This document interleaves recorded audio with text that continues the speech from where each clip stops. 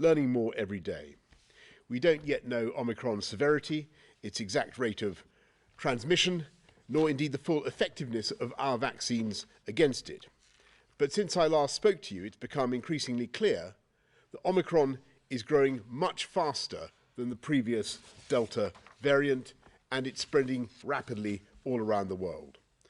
568 cases have been confirmed through genomic sequencing across every region of the UK, and the true number is certain to be much higher.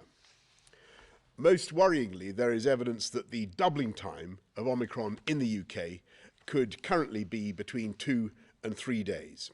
And while there are some limits on what we can learn from South Africa, because of the different rates of vaccination, different rates of previous infection, we're seeing growth in cases here in the UK that now mirrors the rapid increases previously seen in South Africa. And South Africa is also seeing hospitalizations roughly doubling in a week, meaning that we can't yet assume that Omicron is less severe than previous variants.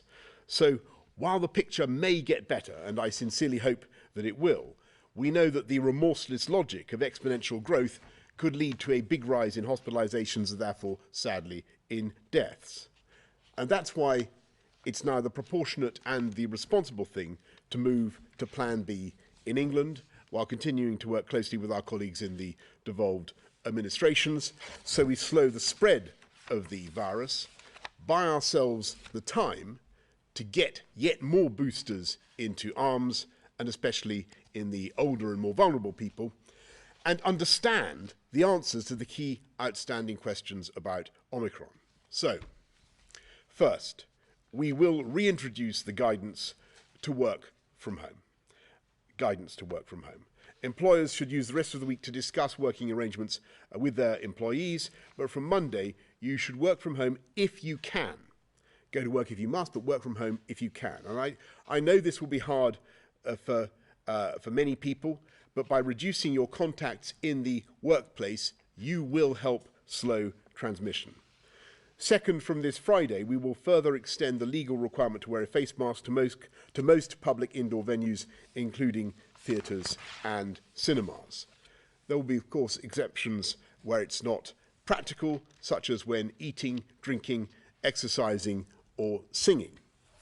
Third, we'll also make the NHS COVID pass mandatory for entry into nightclubs and venues where large crowds gather, including unseated indoor venues with more than 500 people, unseated outdoor venues with more than 4,000 people, and any venue with more than 10,000 people. The NHS COVID pass can still be obtained with 2 doses, but we will keep this under review as the boosters roll out. And having taken clinical advice since the emergence of Omicron, a negative lateral flow test will also be sufficient. As we set out in Plan B, we will give businesses a week's notice, so this will come into force in a week's time, helping to keep these events and venues open at full capacity, while giving everyone who attends them confidence that those around them have done the responsible thing to minimise risk to others. As Omicron spreads in the community, we will also introduce daily tests for contacts instead of isolation, so we keep people safe while minimising the disruption to daily life. And of course, we will take every step to ensure our NHS is ready for the challenges ahead. But the single biggest thing that every one of us can do is to get our jabs, and crucially to get that booster as soon as our turn arrives. 1 year to the day since the UK became the first country in the world to administer a COVID vaccine into the arms of Margaret Keenan, we've opened up the vaccine booster to all those over 40, and we're reducing the gap between second dose and booster to a minimum of just 3 months. Our heroic NHS staff and volunteers have already done almost 21 million boosters, including reaching 84% of all the eligible over 80s. But we need to go further and faster still, because our scientists are absolutely confident that your immune response will be stronger if you've been boosted. And while you're at it, please get your flu jab too. Let's do everything we can to protect ourselves and our loved ones this winter and to reduce the pressures on our NHS. As we learn more, so we will be guided by the hard medical data around 4 key criteria: the efficacy of our vaccines and our boosters, the severity of Omicron, the speed of its spread, and the rate of hospitalizations. We will constantly monitor the data and keep it under review. And of course, we must be humble in the face of this virus. But if, and indeed as soon as, it becomes clear that the boosters are capable of holding this Omicron variant, and we've boosted enough people to do that job of keeping Omicron in equilibrium, then we will be able to move forward as before. So please, everybody, play your part and get boosted. I'm now going to hand over to Chris to do the slides. Thank you, Prime Minister. First slide, please. I wanted to situate this initially on where we are with Delta, because what's happening is Omicron is coming on the back of a still high rate of Delta transmission and hospitalisation. So in the first slide, what we have is the number of people testing positive for COVID in the UK, and that has been drifting upwards, not at a very rapid rate, but it has been drifting upwards. The Omicron data aren't really going to be visible in this for a few days, but they will become visible over time. Next slide, please. The number of people in the hospital with COVID in the UK has, because of the booster vaccination programme in particular, been drifting down until this point in time, with the numbers going into hospital reducing, although that's now stabilised slightly. And that's really because the boosters are particularly going to protect and are protecting people who are in the highest risk categories, as the Prime Minister has said. Next slide, please. And the number of people in the UK who are dying has again gradually been decreasing over time, but is still a daily average of 121 deaths from COVID. So we still have a significant issue with COVID, and I think anybody who speaks to anyone working in the NHS would say that is on top of an incredibly busy system. Next slide, please. In terms of our major countermeasures, of course, the biggest one, as the Prime Minister has said, is boosting.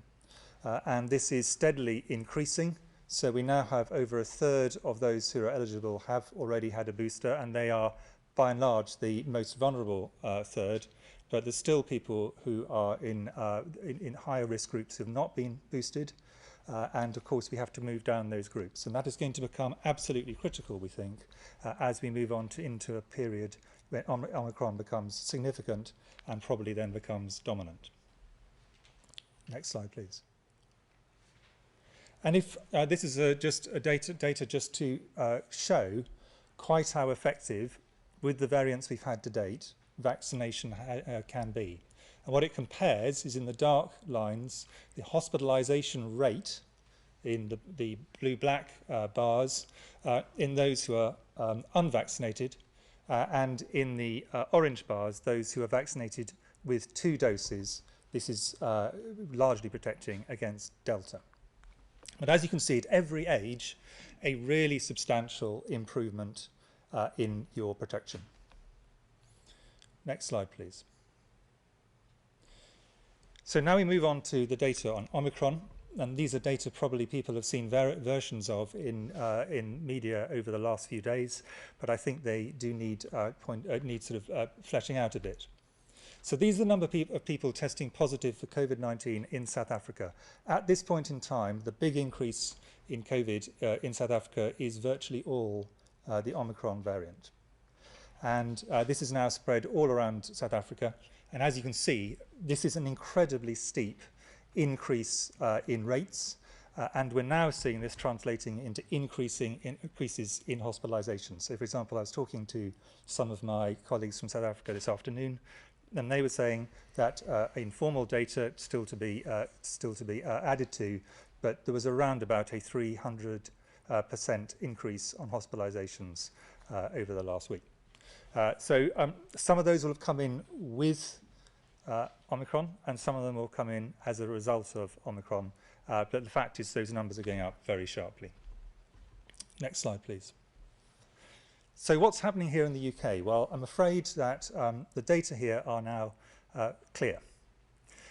What you can see here is the number on the left, and on the right the percentage of cases with what's called S gene target failure. This is a marker for Omicron. Virtually all the cases now who've got this marker will have Omicron. A very small number at the bottom will not. And as you can see, whether you look at the absolute count or the percentage, this is going up incredibly fast now. And as the Prime Minister has said, this is doubling at this point in time. It may slow down, and the aim of the measures announced by the Prime Minister is to slow things down, but it's doubling currently between 2 and 3, every 2 and 3 days. That is an extraordinarily fast rate, and you therefore can get, with very small numbers to very large numbers, really quite quickly. Now, the question obviously people reasonably want to ask is, will this feed through to people in hospital, and how quickly? And I think I'd just like to just point out 2 realities. First of all, the first one is a good one. At the moment, the spread is in younger people who you would not expect to go into hospital, and it's once it starts moving up the ages and into vulnerable groups that you'll start to see that. So there will be a lag as it moves into more vulnerable groups. And then we know from previous waves, and this is not particularly surprising, that there is a delay between people becoming infected with COVID and ending up with symptoms and then with hospitalisation. So there's usually about a 2-week delay. We would therefore not expect that these cases, that the case rates in hospital will start to go up for a number of probably 2 to 3 weeks. And in that period, if you're doubling up at the speed we're talking about now, we move from very small numbers to really substantial numbers, and it will keep on doubling.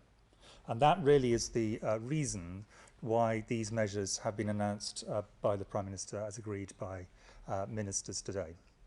Thank you very much. Thanks very much, Chris. Patrick, anything you want to add?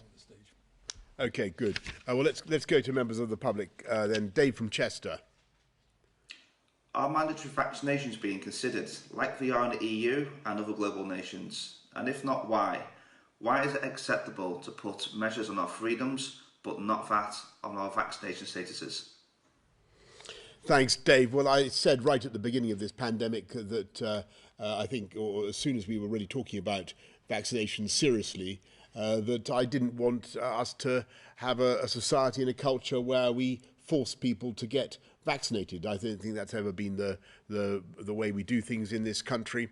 And actually, Dave, we've been able to achieve through the voluntarism of the British people, through their incredible public spiritedness, willingness to roll up their sleeves and get vaccinated, huge numbers, huge proportions of our population. I think that there is going to come a point if we can show that the vaccines are capable of holding of Omicron, and that's the key thing that I think that we need to test. Well, I do think that we're going to have a conversation about ways in which we deal with this pandemic, because I want to be absolutely clear with you. I don't believe we can keep going indefinitely with non-pharmaceutical interventions. I mean restrictions on people's way of life, where just because a substantial proportion of the population still sadly has not got vaccinated. And I think we're going to need to have a national conversation about the way forward and the other things that we can do to protect those who are hard to reach, who haven't got vaccinated for one reason or another, who may have medical reasons why they can't get vaccinated, other ways of protecting them. But that is a stage that I think we will come to if and when we establish, as I hope that we will, that the booster is effective against Omicron, and the booster is capable of holding Omicron, getting us back into that equilibrium that the double jabs got us into with Delta, if you follow me. So it's at that moment that I think we will have to talk seriously about moving on from the way from thinking about further NPIs and thinking about other ways in which we protect people. Rachel from Essex.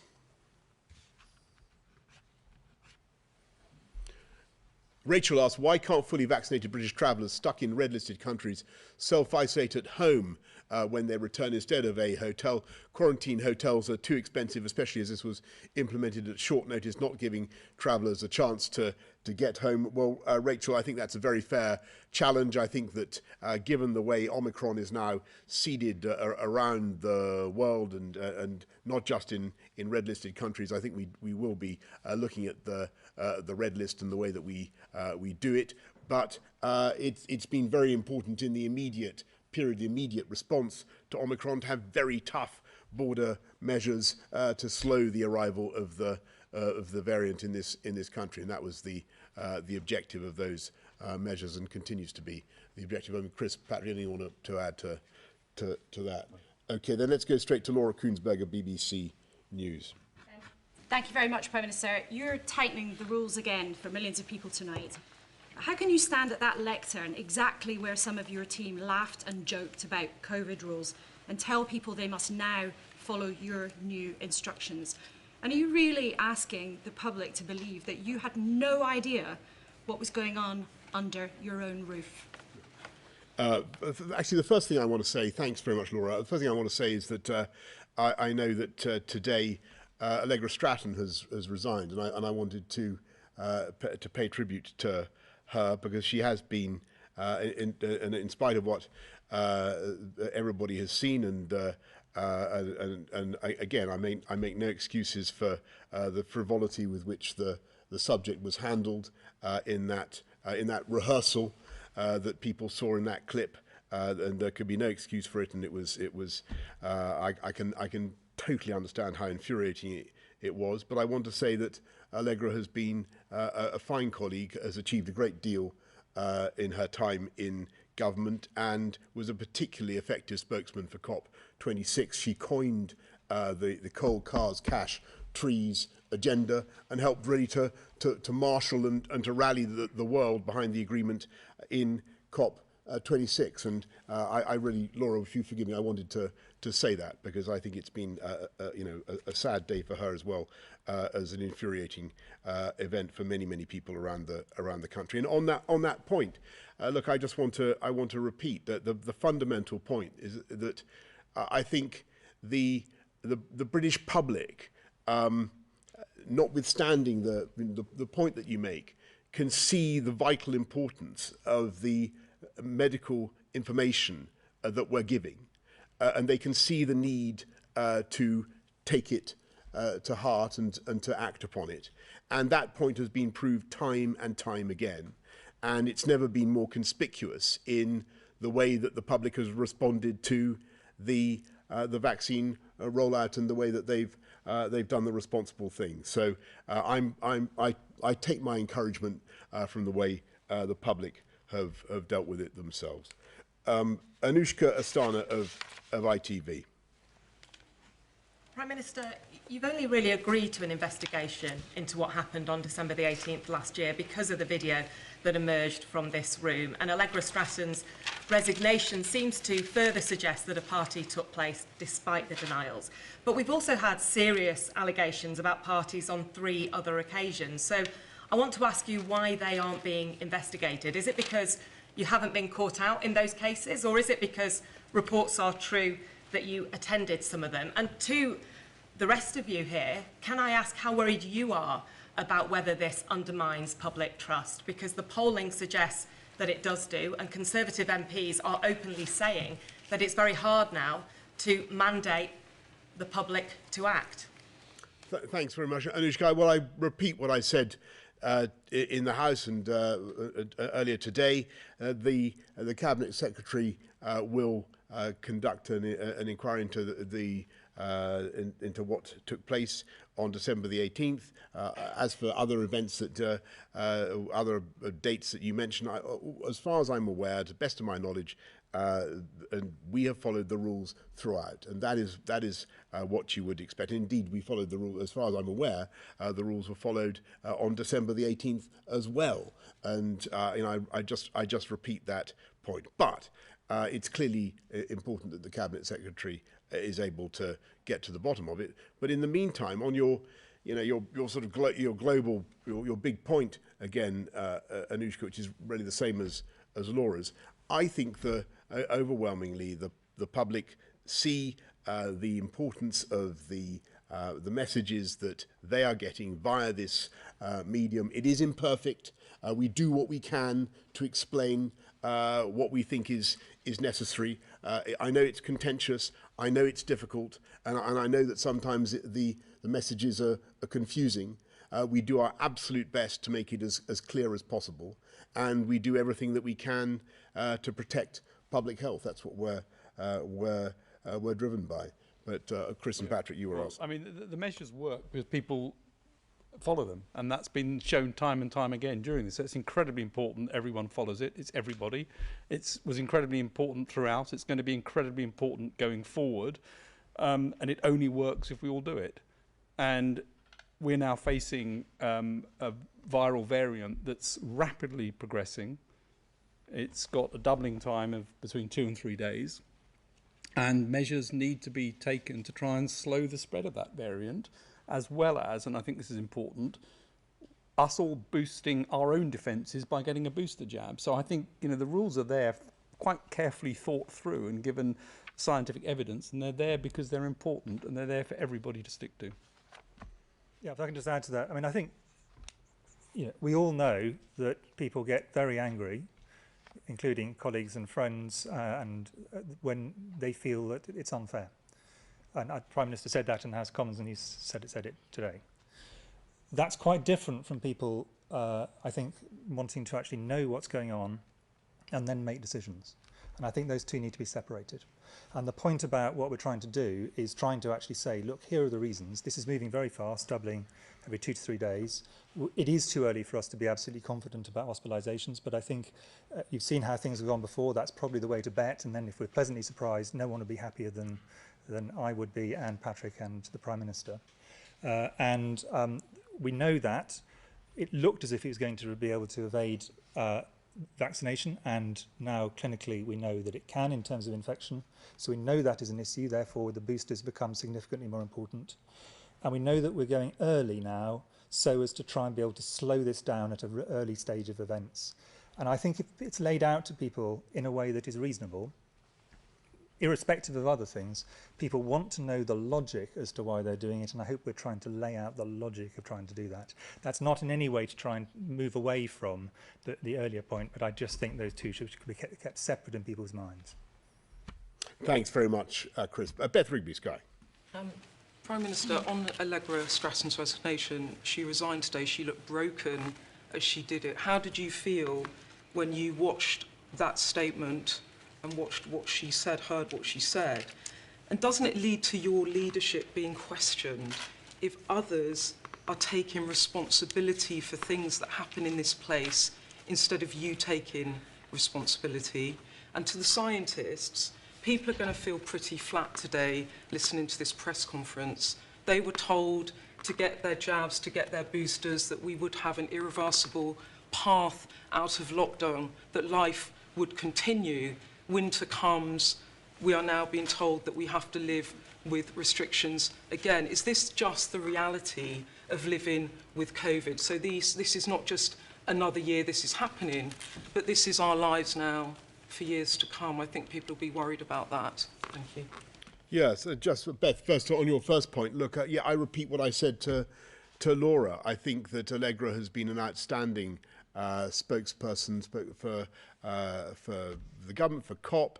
She did an extraordinary job, and I'm very, very sorry to lose her. And on your point about responsibility, I don't just take responsibility for things that happen in this building. I take responsibility for everything that happens in this government, and I've made that clear throughout the pandemic. On the question about where we are now and what that means for the future, this virus has mutated a lot quickly, and that is sort of what you'd expect at this stage, that you start to see more mutations.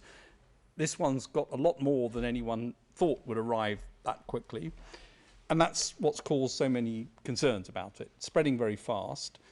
The good news is that so far, it looks as though when you get very high antibody levels with the booster vaccine, it's definitely having some effect against it in the laboratory studies. We need to watch and see what happens over the next few weeks as we get more data on that. So the boosters remain incredibly important as a way of increasing immunity.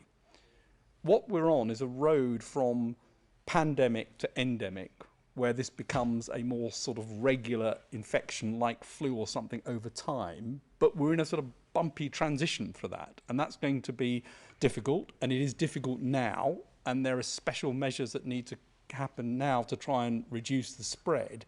It doesn't mean this is what happens in perpetuity. You would expect that over time this becomes a virus which then has peaks every year, just in the way that flu does perhaps, but it wouldn't be endlessly having new variants that always escape vaccines to some extent.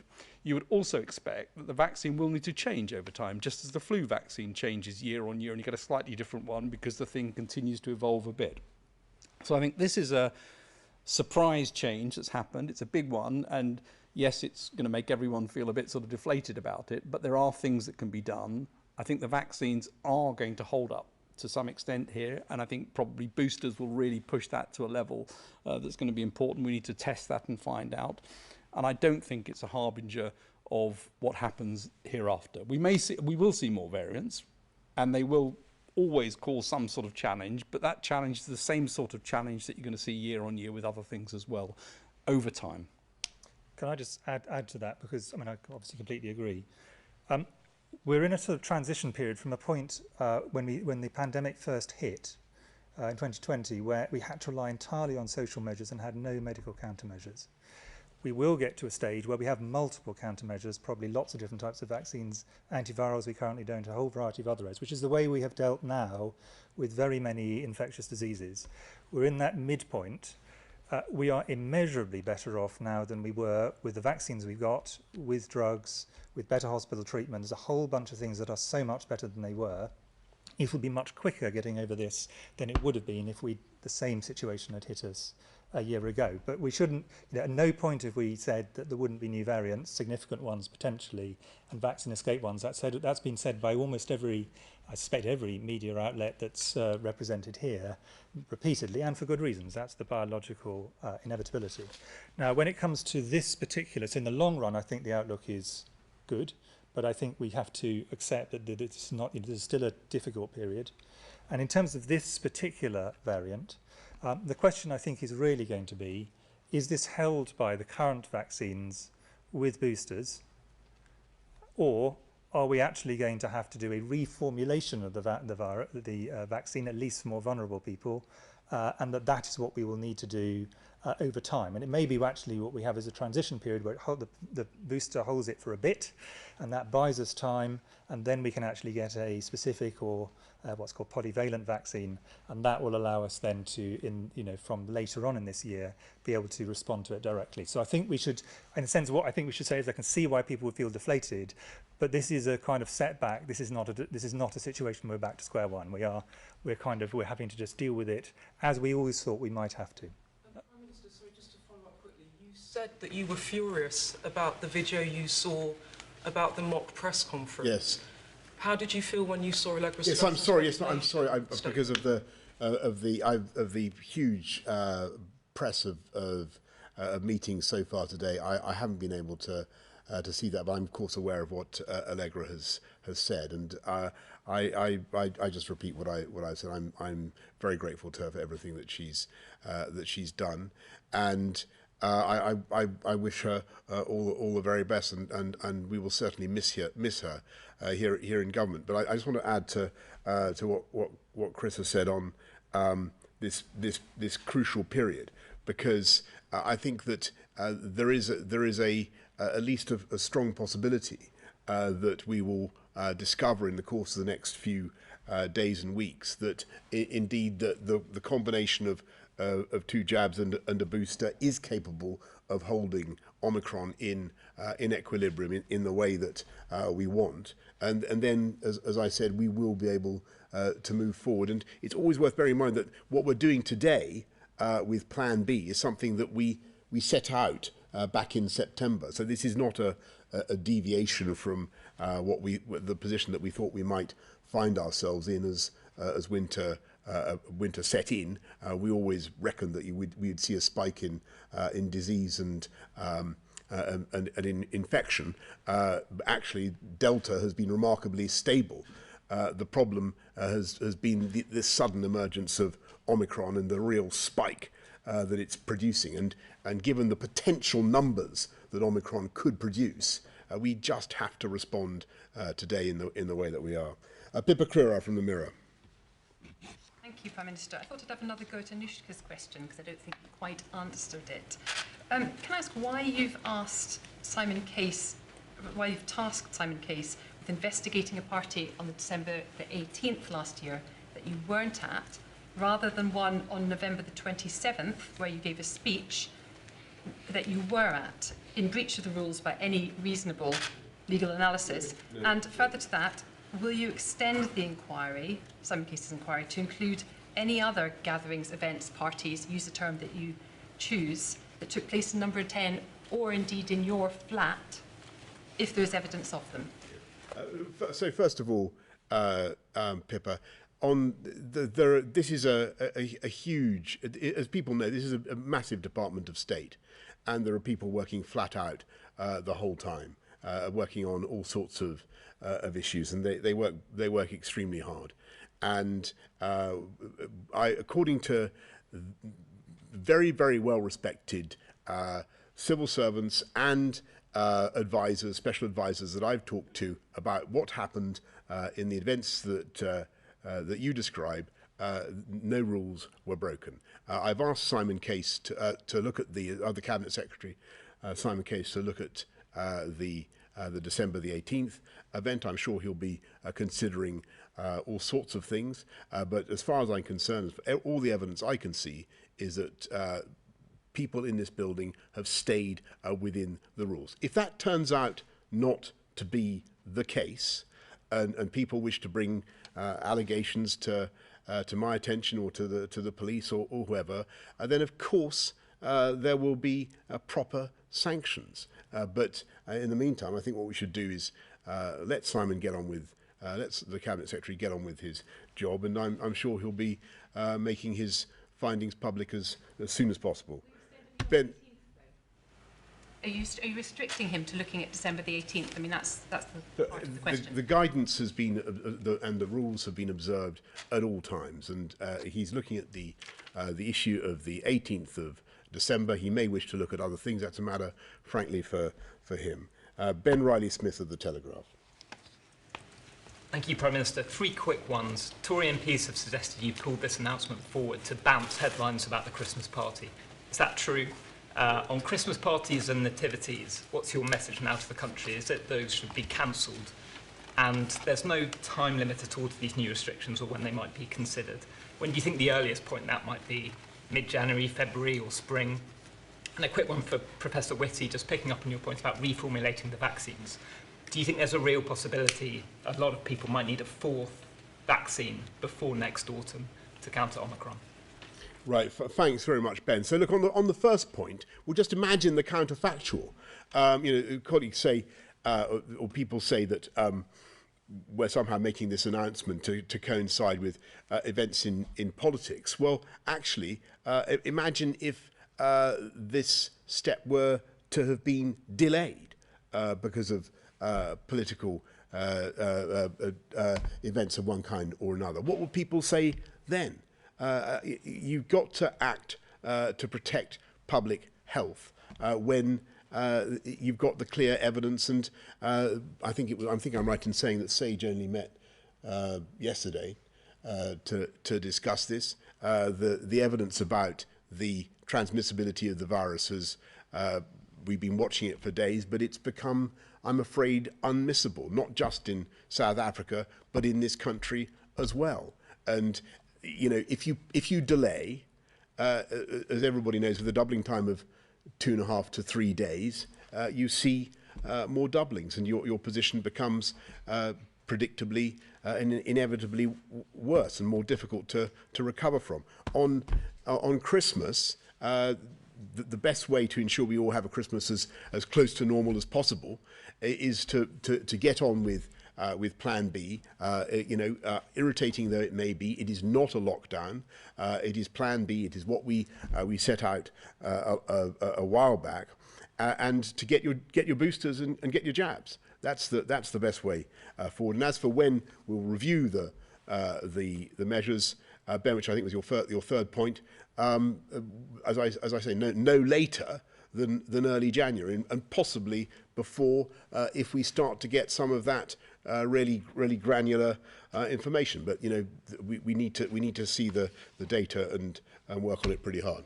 Sorry, just on the second, it was Christmas parties and nativity. Should yes, sorry, no. Do that. Good. No, they should not. No. So thank you, Ben. No, in my view, they should not be. They should follow the guidance, of course. But we're not saying we don't want kids to be taken out of school before the end of term. Not that there's very long to go now. We don't want nativity plays to be cancelled. We think that it's okay currently on what we can see to keep going with Christmas parties. But obviously everybody should exercise due caution, have ventilation, wash your hands, get a test before you go, a sensible thing to do. Give yourself or give everybody else at the party the confidence that they're going to be meeting someone who is not contagious. Those are simple things that people can do, but that's what we're saying. On the question you asked me, I think it's far too early to be sure on this. A lot of scientists are doing a lot of work at the moment just to work out what the current 2 doses and different combinations of those and the booster will do with the Omicron variant. And that will help give us some information. I think until then, it's probably not very helpful to speculate. The exception to that is that there's a very small group, but a very important group of people who've got significant immunosuppression who we're giving 3 doses to as their primary course. They will then get a 4th dose, which is essentially their booster dose. So in that group, the answer is yes. But in the great majority of people at this point, I think the answer is we'll have to wait and see what the data show.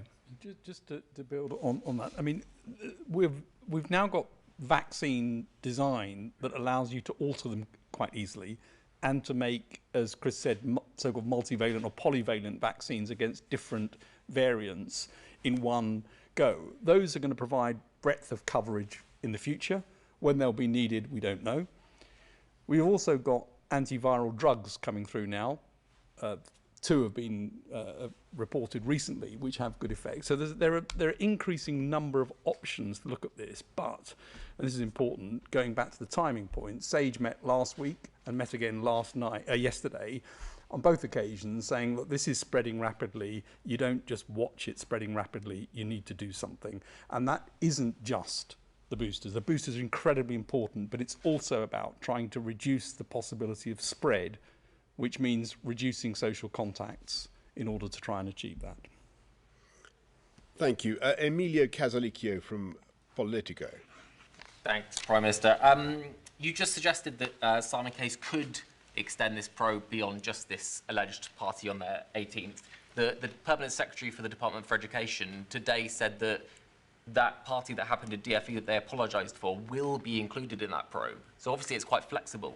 So would you encourage Simon Case to look at all allegations of all parties that might have happened in Downing Street last year? And also, would you commit to the inquiry being published before the end of the year? How quickly would you like to see it done? Yeah. And then I've got a question for the scientists, maybe all 3 of you. Obviously, you've just announced new restrictions, including a recommendation to work from home. Is the fact that we're here doing this now not a mark of failure? We should have fixed the roof while the sun was shining, surely, with the pandemic. Prepare the vaccine booster rollout, so it could have been done at lightning speed, but instead it's been quite slow to get this new part of the rollout sorted. Actually created a proper world-beating test and trace system, but it feels like we're still not quite there yet as well. We went through devastation last year, but it feels like we still haven't completely learned our lessons. And when are we going to learn? Because next time we might be hit by a virus that's much more dangerous than the pandemic. So are we going to be actually ready by then? Right. Well, look, I mean, just can I Amelia? Can I just go back on some of the things you've just said? I think it is worth people bearing in mind that there are a lot of countries in our immediate neighbourhood that have got restrictions already far tougher than ours and tougher than the ones that we're asking people to implement now, much tougher. And I think people should also bear it, and that's because we had the fastest vaccine rollout in Europe, Emilio, just to remind you of that. And it is also the case, far from having a sluggish vaccine rollout, what we've now got is, I think, 21 million people having a booster. Right, we've now got 21 million people boosted. And again, I think I'm right in saying that we've boosted more people than any comparable country, and certainly faster than any other European country. So I'm not going to hear any criticism of the NHS or the GPs or the pharmacists or the volunteers or everybody who's worked blindingly hard to get this done as fast as they possibly can. Yes, I think what I think is fair, Emilio, is to say that we now need to go much further and much faster, and in asking people to make further sacrifices as we are with Plan B.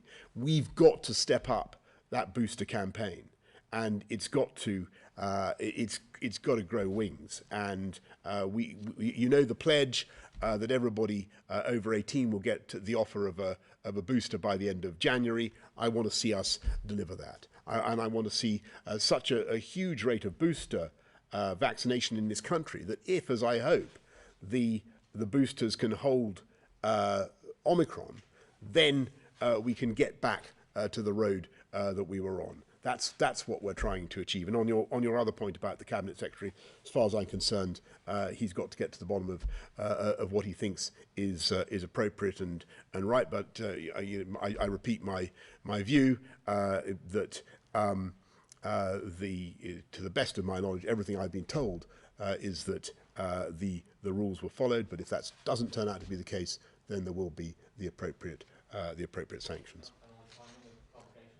Yes, as I said in the House today, as soon as possible.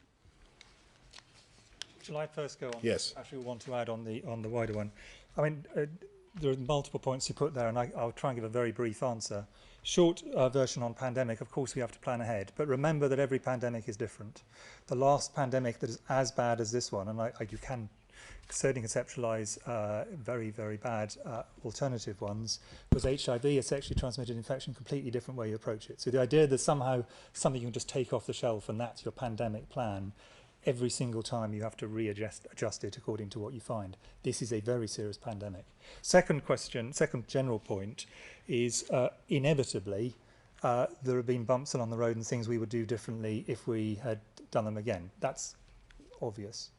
But actually, the idea that a new variant, which we knew was going to come, everyone's been accepting that, is somehow a failure, I think is a misunderstanding of the biology. So speaking as a doctor, you expect problems to occur. When they occur, you address them scientifically and rapidly.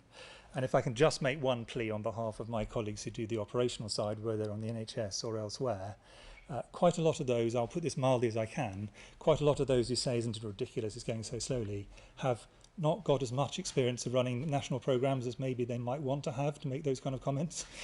Actually, these things are difficult, and I think the people who are doing it magnificently, personally. Yeah, well, I wanted to say exactly that. There are two things I'd pull out. First of all, I think Vaccines Task Force was foresighted to make sure that we had enough boosters for this winter. It wasn't inevitable that we would need boosters, and they got the supply in advance ready to be able to do that. And I think the NHS rollout involving people right the way across the country has been one that we should be proud of, actually. I think it's an operational point, not a science point for me, but I look at them and think they've done a great job of getting that out. And you look across other countries and you'll see the booster campaign here has been very effective. So I'd like to thank them for everything they've done, actually, in getting those out, both of those groups. And then I'd like also to say that if you look at the 100-day mission that we published at the time of the G7, that was precisely about trying to make sure all of the parts, from surveillance through to rapid production of vaccines and therapeutics, through to what needs to happen for finance and getting this across the world and equitable access, can be improved right the way across the world, so that for any new infection going forward, there is a roadmap to try and get this done more quickly and more efficiently than was possible this time. And so I think making sure that 100-day mission, which the G7 endorsed, is something that really is taken up right the way across the world is going to be crucially important. Good. Thanks, everybody. Thank you.